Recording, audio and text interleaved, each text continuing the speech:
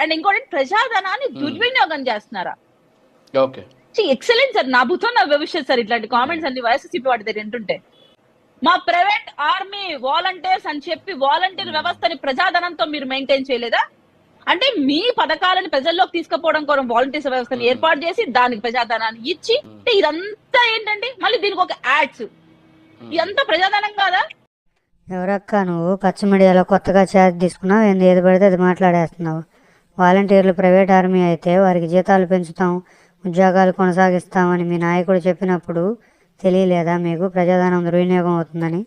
అప్పుడు తమరు చివరిలో నోట్లో ఏం పెట్టుకున్నారేంది? అప్పుడు ఎందుకు ఈ హై పిచ్చులు అడగలేకపోయారు?